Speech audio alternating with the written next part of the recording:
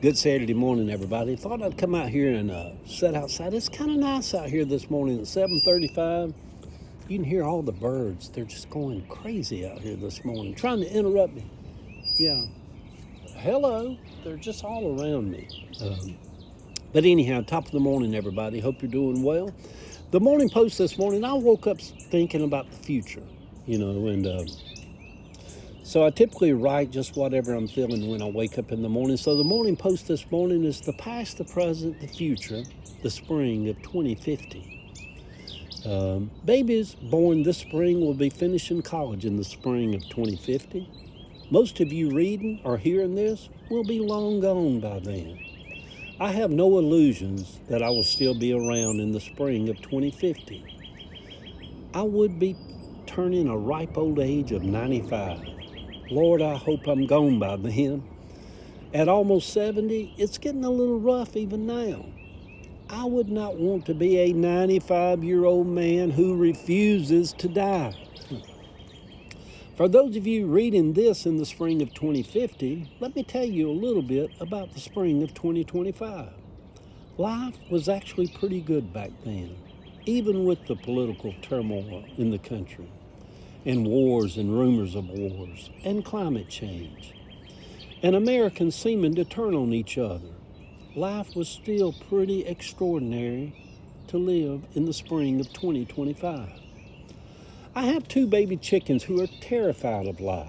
They peek their little heads out, afraid of everything. The two older hens did the same thing when they were babies. Now they roam the garden looking for snakes and bugs, seemingly unaware of the chicken hawk that sits in the oak waiting his turn at them. Humans are a lot like that when we get here also, but in time we find our footing. I often write about the past. Many of you people that follow me know I love writing about my aunts and uncles and grannies in Cabbagetown and so forth. Many times I write about the present, but rarely do I think about the future. Maybe because at almost 70, not very much of the future includes me. When I do think about no longer being here, it doesn't make me sad or unhappy, because if I left today, I would feel like I have lived a long, extraordinary life. My sadness comes mainly from other people leaving. I think I have been making peace with my own departure for some time now. Will Richard revive again? My brother Richard, yesterday, they found him unresponsive and took him. He's in ICU, and he's here, but he's had a little episode. Will Richard revive again and make it through this episode? He has before. I know his frail body is worn out from all of his ailments, emphysema and COPD and lung cancer. He's had a battle the last several years. He has never been a religious person, never got saved, never went to church. I always kind of liked that about him. Every time I was dropping him off after I'd pick him up, he would always say as he was getting out, "Tell me you love me, brother." And I would say, "I love you." And he would always say back to me, "I love you too, brother." He asked me recently, "What do you think happens to us when we die?"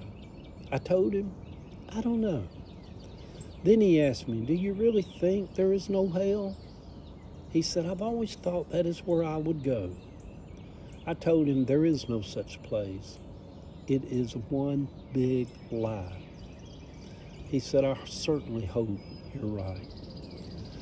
He asked me another time, "Brother, how does it feel to be rich, to own houses, to own a business, to have money?" He had always struggled in life and had very little. I told him, stressful, a lot of the times. Those were his perceptions of me, are his perceptions of me, that I'm wealthy. I still don't put it past him to be alive 5 years from now, but then again, he may have passed during the night. As I start my day off, it is the spring of 2025. Life is buzzing. Babies are being born. If you are someone who is reading this in the spring of 2050, life was not so bad in the spring of 2025. Yes, the world was kind of fucked up.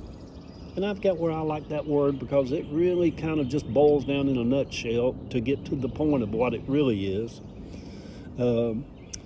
But hasn't the world always been? And we all had our normal health ups and downs and challenges and financial worries back in the spring of 2025. But life wasn't too bad back then. Actually, life was pretty good. Good Saturday morning, sweet people. The picture, my garden house, over on my Facebook page in the spring of 2025. I'm also over on YouTube and Blue Sky and TikTok, and I got the Substack, getting my morning started, having my cup of coffee, listen to all the birds chirping. I love y'all. See y'all.